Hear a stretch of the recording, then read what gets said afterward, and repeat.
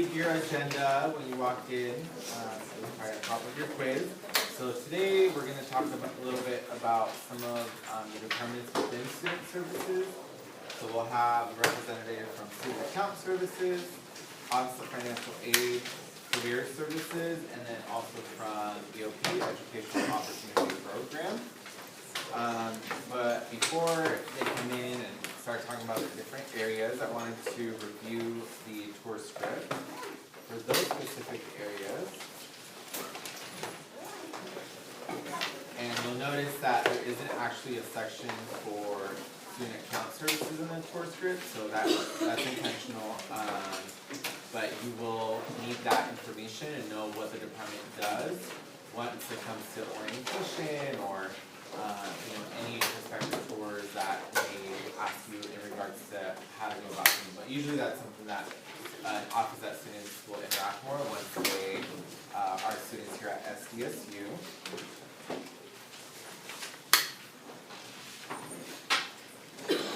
So let's go over career services. Who wants to be my volunteer and read that section? Yeah. Okay. Career services. On the other side of this building, we have career services. SDSU's Career Services is the central campus resource for career development and employment opportunities.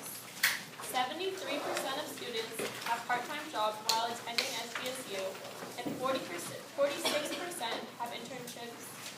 SDSU's Career Services partners with over 15,000 employers to offer employment opportunities for students. The Aztec Mentor Program provides professional mentors for junior and senior level students.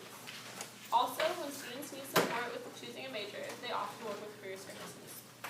Yeah, so in here you'll see that there's a couple of different numbers that you'll want to know for your tour assessment. So you want to make sure that you know that 73% is for part-time jobs and 46% is for internships. And the other number is the 50,000 in regards to employers that are involved with the Asset Mentor program. So again, we'll give a more general overview of your area, but just wanted to make sure that you knew what you are covering during the tour assessment. And then on page 3, we have the Educational Opportunity Program. Who wants to read that section? Yeah, in the back, Marissa. The Educational Opportunity Program, EOP, is located on the site. EOP is committed to supporting first-generation low-income students through innovative outreach and retention programs that encourage them to persist towards graduation and their degree in SDSU. SDSU's EOP is the largest institution. So again, we'll have Quincy, one of the outreach counselors, come in and talk about other programs that they offer through that office, because they do a lot for a lot of first generation, low income, underrepresented students. So it's definitely a great resource that students that attend here at SSU are provided with. And then financial aid and scholarships. Tara? It is very important that all students complete the pre-application for federal student aid, referred to as FAFSA, to see if they qualify for financial assistance. You can now begin filing FAFSA beginning October 1st through March 7th. Students can also apply for hundreds of SDSU scholarships online through the SDSU Office of Financial Aid and Scholarships website. Scholarships are not awarded automatically. Students must submit an online scholarship application. Scholarship applications are separate from the FAFSA. Applying for scholarships and filing the FAFSA is free.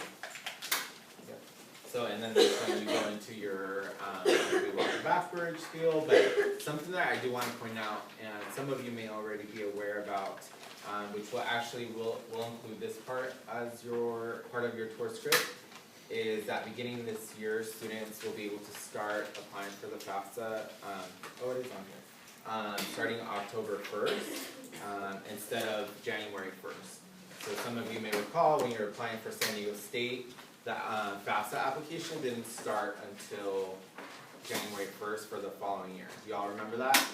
Okay, so for students starting this year, even continuing students who are here at San Diego State, they can start doing that October 1st. So it's essentially when the CSU, SCSU application begins. So there's going to be a transition period for the next couple years, but just wanted you all to be aware of that in case you do get questions asked. students are going to be sent emails, they're going to be sent a lot of different types of information, so they know that they do need to, that they can start earlier, and also which tax year they're supposed to use. For this year, they actually are going to use 2015 income tax return. So it's a lot more details than you may need to know, but I think it's just important for you all to be aware of that this change is happening. We'll include a little bit more of a spiel into the tour script, because those students that are touring our campus are going to be affected by this. But then in 3-4 years from now, this is going to be the norm. So it's just that we're going to begin that transition period where they can begin October 1st. So does that make sense? Yeah. And then the website for Office of Financial Aid and Scholarships is also going to have a chart that tells them, okay, if you're a student this year, you're starting at SCCU in fall 2017, this is the tax return information that you're supposed to be using. So obviously their website is also another resource that you can always refer them to. So just a little bit about that. Any questions on those 3 areas or as part of the tour script? Okay. So I also wanted to go over last week's quiz. There are a few questions that I believe were the most commonly missed. So just wanted to make sure y'all were aware.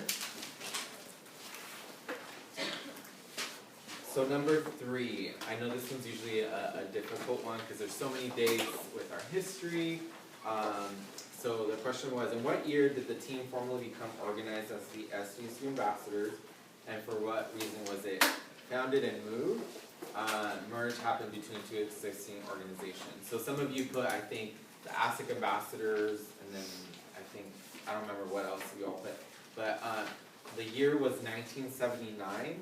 And it was to assist the university in providing one central place for prospective students and the general public to receive information from San Diego State. So that was the answer that we were looking for.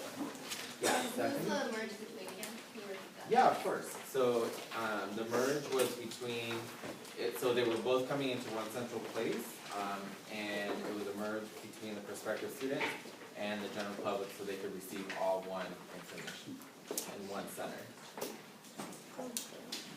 So Yeah, it's we- not merged between orientation and then that's So it was more about like the merge that happened to provide the services for prospective students. So coming together as one. okay. Alright, and then the next one was the duties of the event captain. So who can tell me what the duties of the event captain are? Instead of me letting you know. Sarah? You're 24 hours before you're supposed to contact all the ambassadors that are part of that program. A little bit louder. You're supposed, 24 hours before the actual event, you're supposed to contact all the ambassadors that are assigned to that event. Okay. And then you're also supposed to contact, this sounds bad, but contact the contact for that event. The event coordinator. And then at the actual event, you're supposed to take note of who's late, who's absent, who's not wearing like the right stuff. And then you have 1 week to turn in that sheet thing. And then just a little bit more detail. What do you remind the ambassadors of? The time, place, and the attire. Yep, so you got it. So yeah, so we were looking for those 4 things. So turning in the event sheet at least 1 week after the event happens, contacting the event coordinator, and then also calling the ambassadors and letting them know the attire, location, if that has changed as well in time. And then the other one was number 6. So how many excused absences are you allowed per semester from weekly meetings? 1, yeah. So that was in the expectations, that handout that we gave to you a couple weeks ago. So there's 1 unexcused and then also 1 excused. Okay. Any other questions on last week's quiz? Yeah. I think there was a question after that, how many times can you get a tour and event covered? Two. Yeah, so how many can you all get covered for tours? 2. 2. Yeah, so it would be 2 per semester. Yeah, we We understand things may come up, an interview for an internship, and that's the only time that they give you, so you can request another ambassador to cover your tour, and then you can cover theirs at a different time. Okay? Good question. Any other questions? Alright, well, we'll go ahead and get started. We have our first presenter from Student Account Services, Tianta Sins. He's the manager for that area. So why don't we go ahead and give him a warm welcome.